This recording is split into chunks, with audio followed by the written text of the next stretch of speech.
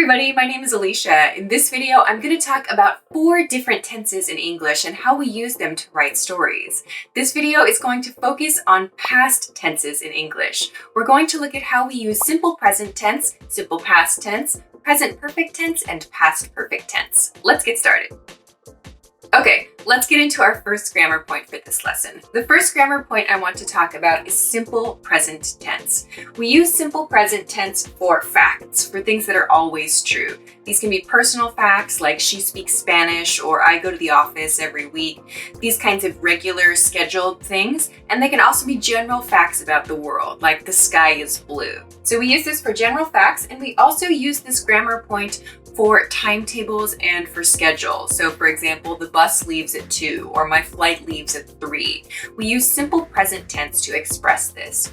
In this video, I'm not going to talk in detail about how we make simple present tense. Instead, I want to focus on the differences with the other tenses, the differences that it has with the other tenses, and I want to look at how we use it together with those tenses. So here's a representation of what we use this tense to do. So in this timeline, here is the present, here is the future, and here is the past. These blue check marks represent something that is true. So when we make a positive sentence, like in my examples, the bus leaves at 2 or she speaks Spanish, we're referring to something that is always true because it's a fact, right? Or it's part of a regular schedule. So when our sentence is positive, we can think of it in this way. So something that we can express as always being true. On the other hand, if we want to express a negative, as I have here with the red X marks, we can do that with simple present tense in a sentence like the bus doesn't leave at 2 or she doesn't speak Spanish. So the same rule applies. It's something that is always not true in this case when we use the negative. So we use simple present tense to talk about the things that happen regularly in our lives, so according to a schedule in many cases. Okay, so this is the first grammar point for this lesson. Let's compare this to the second grammar point for this lesson. The second grammar point I want to talk about is simple past tense. So we use simple past tense for actions or conditions that started and ended in the past. When we talked about simple present tense, we were talking about facts, things that are always true. Simple past tense is focused on the past part of the timeline. So if we want to imagine this visually, we can imagine it as a blue check mark in the past or as a red X mark in the past for negative sentences. So for example, I ate breakfast. That's an action that started and ended in the past. Or the negative form, I didn't eat breakfast. So again, that's something that did not start and did not end in the past. So the key with simple past tense is that the action is done, it's finished, it's concluded. So this is one use of simple past tense. We also use simple past tense to talk about repeated past actions, like I went to the gym every day last week. So something that you did with some kind of regularity can be expressed in past tense with simple past tense in this way. So yes, there are some cases where you could express something in simple past tense, and you could also use simple present tense to express that. For example, I went to the gym every day last week, and I go to the gym every day could both be true sentences. But you could use simple past tense if you just want to focus on those past experiences. Okay, great. So that's our second grammar point for this video, simple past tense. Let's move on to the third. Okay, so the third grammar point for this video is present perfect tense. So let's take a look at what we do with present perfect tense. We use present perfect tense for actions and conditions at a non-specific point in the past. So this might not seem very clear, so let's take a look at this timeline to see what I mean here. So an action or a condition at a non-specific point in the past, that means when the action happened is not important, or maybe we don't remember exactly when the action happened. But the key here is that you had some kind of experience, or you didn't have an experience in the negative form. So if we imagine what this might look like on a timeline, we could imagine it with these blue and red dotted lines here. So if we take an example sentence like I have been to France, or the negative, I have not been to France, we could visualize it with something like this. So we don't know the exact point in time the person went to France. It's not important. The focus with present perfect tense in this use is just the life experience, or lack thereof with the negative, as in I have not been to France. So you use this grammar point to talk about just life experiences, for like work experience, for travel experience, these kinds of things. The second use that I want to talk about here with present perfect tense is for actions or conditions that started in the past and continue to the present. So the key here is this continuing form. This use of present perfect tense is called present perfect continuous. So you see this used with a verb in the continuous form, the ing form of a verb. If we imagine it visually, we might imagine it as something like this. So these are blue and red lines, again for positive and negative statements that start in the past and continue to the present, and then perhaps into the future as well. So for example, I have been living in this city for 10 years. Or I have not been sleeping well recently. So these are examples of situations or conditions that started at some point in the past and that continue. With these kinds of expressions, we do typically include something that shows us when the action started, and we do this with for or since. So I have been living in this city for 10 years, or I have been living in this city since 2010. So we typically indicate the start point of that action when we use the continuous form of present perfect tense. Okay, so now that we have these three grammar points in our mind, let's take a look at how they're different and how we build stories with them. Okay, so let's take a look at how we use some of these grammar points together. The first 2 points that I want to compare are present perfect tense and simple past tense. It's very common to use these two grammar points together to talk about life experience.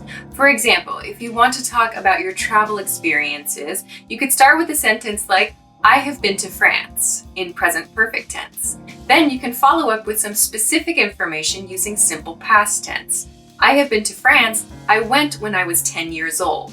So this kind of back and forth with simple past tense and present perfect tense shows us we have some kind of experience on one hand, and then we talk about the specifics of the experience on the other hand. So we do this because it kind of creates a bit of a natural rhythm.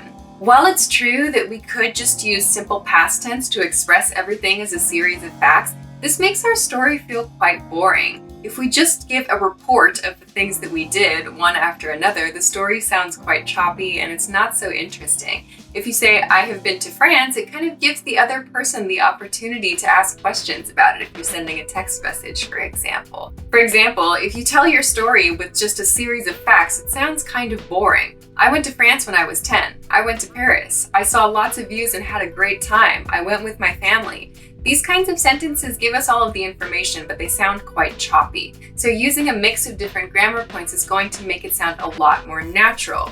Okay, now let's compare present perfect tense to another grammar point. Let's compare it to simple present tense. So at the beginning of this video, we talked about how we use simple present tense to describe facts or to describe schedules and timetables. We also commonly use this tense together with present perfect tense to talk about things that are ongoing right now in relationship to our regular activities. For example, I usually come to the office on Mondays. You could pair that, for example, with the present perfect tense sentence, like, I have been coming to the office on Mondays since 2015. So these kinds of expressions tell us how long an action has been happening or how long something has been true. So you can use these two grammar points together to talk about your current activities and at what point those activities started. Okay, so we've looked at two pairs of grammar points that are commonly used together: present perfect tense and simple present tense, and present perfect tense and simple past tense. But there's one thing that often trips up a lot of writers, and that's describing sequences of past events. That's what we're going to use the fourth grammar point in this lesson to do. Let's take a look. Okay, so the fourth grammar point that I want to talk about is past perfect tense, past perfect tense. We use past perfect tense for past actions or conditions that happened before another past action. So this is the grammar point that we need to rely on when we want to show a sequence of past actions. So if we take a look at this on our timeline, it might look something like this. Here is our far past action. We use past perfect to express that. Here is our second action, the one that's closer to the present. We use simple past tense to express this. This is something that can trip up a lot of writers. They feel like they need to use past perfect for both of the actions, or they're not sure if they should just use simple past tense for both actions. In speech, we're much more flexible about this, but in writing, it's very important to make sure that you show your reader the sequence of events because you don't have the opportunity to clarify. So show the earlier action with past perfect tense and the more recent action with simple past tense. The second use of past perfect tense is for past actions or conditions that were interrupted or changed by another past action. So something stopped or caused an interruption of some kind in a continuing action. With this use, again, as we did with present perfect tense, we use the continuous form. So we can use past perfect with a continuous structure, like he had been ing verb form, as in he had been sleeping for 4 hours when the phone rang. So what would a sentence like this look like visually? So we can imagine the blue line is our past perfect continuing action. He had been sleeping for 4 hours. Then our simple past tense action, here marked in red, marks the interruption or the change in the behavior. He had been sleeping for 4 hours when the phone rang. So we show some kind of interruption or some kind of change in that behavior. So the key with past perfect tense is that we're showing two actions in relationship to one another in the past. Past perfect tense is used to show the one that's the most in the past, and then we use simple past tense to express the one that's closer to the present. Okay, great. We've covered all 4 grammar points for this lesson. Now let's take a look at some super short stories and break down the grammar of the sentences and see how all of these different grammar points work together to tell the story. Okay, first story. I usually go to the office on Monday mornings, but that Monday I didn't go. I hadn't been feeling good about my job for quite some time, so I finally decided to quit. Okay, this short story is about someone quitting their job. This story is told from the perspective of looking back on the experience of quitting the job. So that means everything in the story is done. So we see the opening line, I usually go to the office on Monday mornings. This establishes the writer's regular routine. And then the writer switches to simple past tense. But that Monday, I didn't go. So simple past tense is used here because the action is complete, or rather it is done, it did not happen. So we're setting up a little bit of drama here. We have the regular action established in the first sentence, and then we have this action did not happen in the second sentence with simple past tense. We've built a little bit of suspense in this way. Then we follow up with the next sentence. I hadn't been feeling good about my job for quite some time. So this is a past perfect structure. I hadn't been feeling good about my job for quite some time. And then we follow this with, so I finally decided to quit, a simple past tense structure. So we're using that past perfect and simple past tense pattern together to show the sequence of actions. The first thing to happen in the timeline was that the person writing the story didn't feel good about their job. The second thing that happened was they decided to quit. So this is a very quick and simple example of how we use these past tense grammar points together to create stories and to show the sequence of events. Okay, let's take a look at a different example. Have you ever been to Italy? I have. I went on a family trip in 2012. I had never been to Europe before, so I was so excited. We visited lots of tourist spots, ate some great food, and enjoyed some beautiful views. I've been planning trips around the world ever since. Okay, so this is about someone's travel experience. They started off with a question, so it's kind of inviting the reader to participate somehow. Have you ever been to Italy? It's a question. It's a question about someone's life experience. When is not important. Have you ever been to Italy? The writer is inviting the reader with a question, but then of course they answer their own question because they're telling their own story. So, have you ever been to Italy? I have. Both of these are present perfect tense structures. Then the next line is, I went with my family, or I went on a family trip in 2012. This gives us a specific point in time the action happened, so the person is following up with a simple past tense structure. The next line is, I've never been to Europe before, so I was really excited. This shows us that the person who is writing this did not have any experience in Europe before. We see that with the negative form. I had never been to Europe before. And then they follow up with a simple past tense structure. So I was really excited. These show us the sequence of activities. Then we switch back to past tense. We went to many tourist spots, we enjoyed great food, and saw beautiful views. These are all in past tense because they're completed actions. They all happened at a point in time in the past and are done, complete. Finally, the story ends with, I've been planning trips around the world ever since. So this shows probably that the person had a really good travel experience. They express that with present perfect, in this case, a present perfect continuous structure. I've been planning trips around the world ever since. So this is kind of a positive way and a subtle way through grammar for the person to express that they enjoyed their travel experience. Okay, great. So those are 4 grammar points that you can use to talk about your regular schedule, your continuing actions, and your past actions in relationship to one another.